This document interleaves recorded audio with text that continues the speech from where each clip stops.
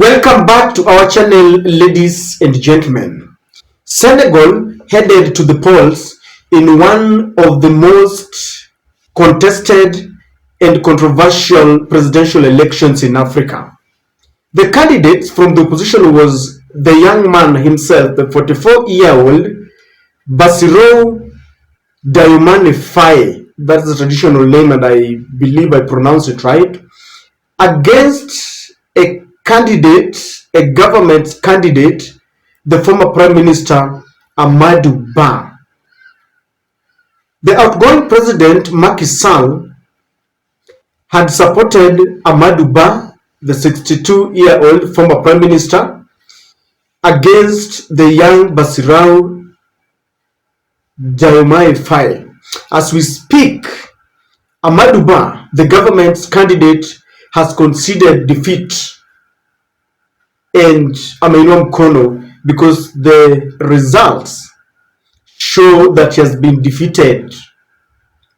Babu Owino, who is also a young man eyeing to be a president one day in Kenya, went to his Twitter handle, and this is what he said: that Senegal has shown us that it's possible by electing a youthful person as the president, Diomaye Faye.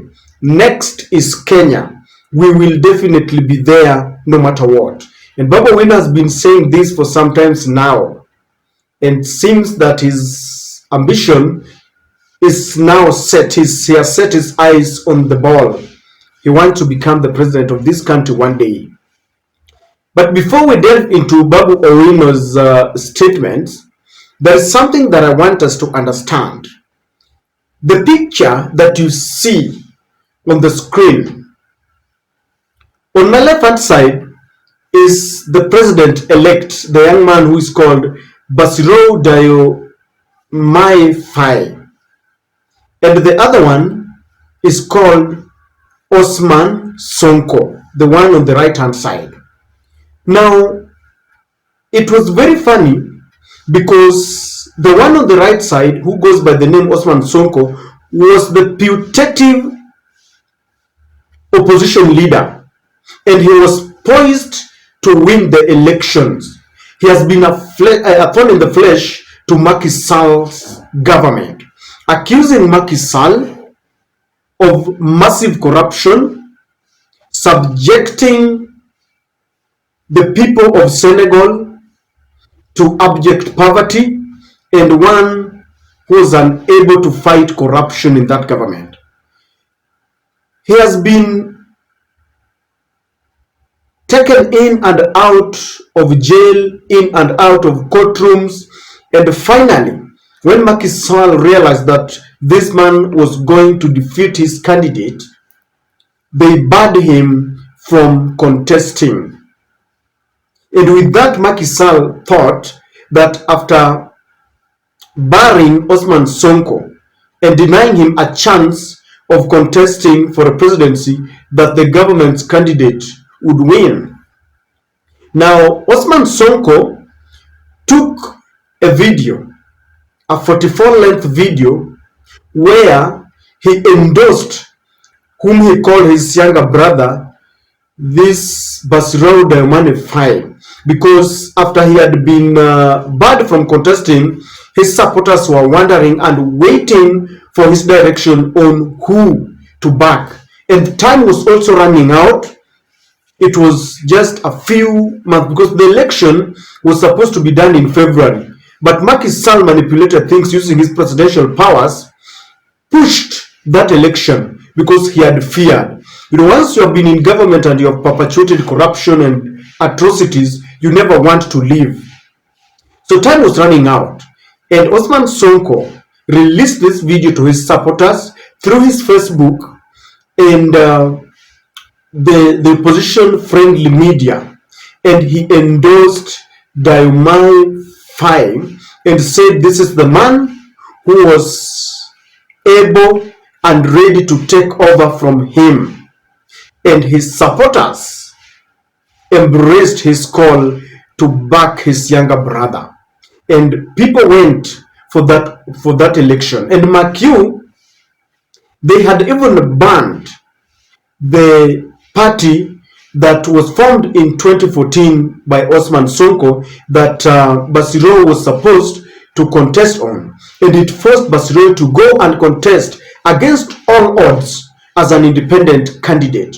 So you can imagine how difficult it was surmounting all the problems as a young leader, without money compared to a government sponsored candidate, a former prime minister, one who has made a lot of money, 62 years, and using government machinery to campaign.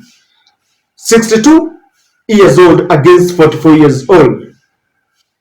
If you compare the amount of money or resources, this young man definitely did not have the money, but the youths, women, and people who are downtrodden believed in him. And so as they went to the polls, it was very clear. After the provisional results, the government's candidate Amadou Ba conceded defeat and wished Basirao well. And I want to connect this to Babu Owino's statement and his ambition to become the president of this country. And I learned about three things about the Senegalese election or Senegal's election, because I've given you a picture, a young man contesting against someone who is considerably old. I realized that these two opposition leaders did not allow themselves to be intimidated by the government, because in Africa, governments have got penchant of intimidating opposition leaders, sometimes detaining them, others are even killed, frustrating them. Sometimes you are put under the bars when campaigns are going on. And just like these two, they're an epitome of two young leaders who defied odds and decided that the government, Macky Sall, was not going to intimidate them. With all the threats and intimidation, they decided to go for it, because the government has the machinery. They have the courts, they have the military, they have the police. Sometimes they even buy the body that manages elections, and they said no to intimidation. And so Babu Owino must also understand that if he wants to become a president, like he says that next is Kenya, he must also defy all the odds, intimidation, and threats from the government. Number two, there was determination and resilience from the leaders and the supporters themselves. Sometimes it is so difficult in the murky waters as a young man and as opposition leaders and the supporters. You know this because you've seen how the police meted atrocities on supporters of the opposition when they went to the streets to demonstrate against the high cost of living, against electoral justice. Some were killed, others were maimed, others being displaced, and you understand what it means. But against all that, there was determination and resilience. They said nothing was going to deter them, nothing was going to stop them from achieving their goals, because the country had been plunged into, serious poverty, corruption, intimidation, and a high cost of living, just like we are facing. Youths rejected blackmail from the government, all the lies, being hoodwinked, because governments all over understand that youths are gullible. You are given promises that will not be achieved. And the youth this time were very wise. They listened to Macky Sall, they listened to Amadou Ba promising heaven, but they knew that this election was pitting forces of status quo against the forces of change. And the youth decided that even though you are so used to deceiving us, cheating us, and hoodwinking us this time around. We are not going to allow you, we are not going to give you a chance to deceive us. And if the youths of this country would want to elect one of their own, they must decide and to reject blackmail, to reject leaders who deceive them. Because today, people are still asking, where are the promises that William Ruto gave? Youths allowed themselves to be divided into two groups. We were told we were hustlers, and the other group were told that they were wale mabwenyenye. Now we are suffering as a result of allowing ourselves, subjecting ourselves to the lies from the government of the day.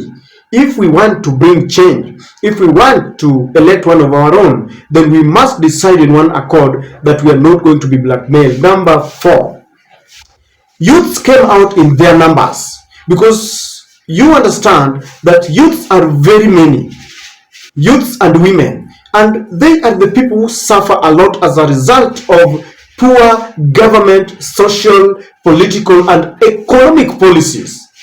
But when people head to the polls, we are always divided. The governments of the day will always use divide and rule. If Babu Owino wants to become a president, then he must rally youths to come out in their numbers after rejecting intimidation, rejecting threats, and rejecting blackmail. They must come out in their numbers to vote. Without that, then people cannot make change. And one thing that also pleased me is the fact that the body that is managing election in Senegal, unlike our IEBC, decided to respect the will of the people. Because many a times, governments will always exercise state capture on the institutions that will govern the elections, the electoral body.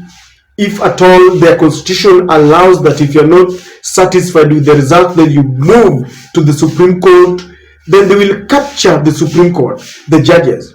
But the election that is managing, the body that is managing elections in Senegal decided that despite the fact that Macky Sall, the outgoing president, had a candidate by the name Amadou Ba, they decided to give the people of Senegal the man that they have elected. And I'm tempted to imagine that the government might have tried to intimidate, might have tried to talk to this body to announce their man, but it was too overwhelming. After the provisional results, the government projects, government candidate decided to throw in the towel, and he called a press conference and conceded defeat.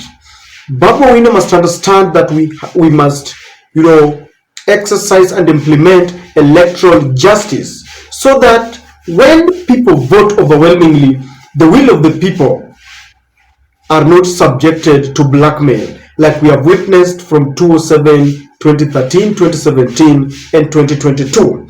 And so I agree with Babu Owino that next is Kenya, but it will not just come on a silver plate.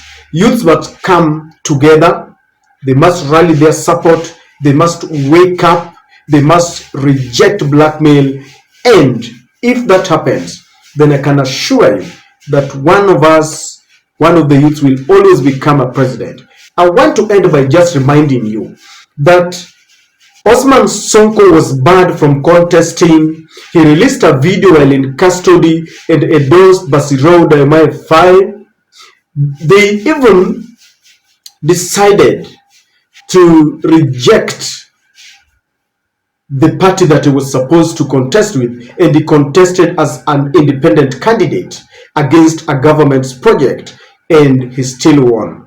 And the people of Senegal have made us proud, and they have shown that if people are determined, their will shall always prevail. And that is the real meaning of democracy. A government of the people, for the people, by the people. It is upon the young man who is supposed to become the youngest president in Africa, only 44 years, now to go ahead and reject the manipulation from the Western culture who have always come to capture the African presidents. And he should now fight corruption just like he promised. He must now deliver the services and the promises that he gave to the youth, because the youths, as we speak, have thronged the streets with songs and jubilation, and they are celebrating their hard-won victory. It is now upon them. And once again, from where we are, congratulations to Bassirou Diomaye Faye and his counterpart Ousmane Sonko.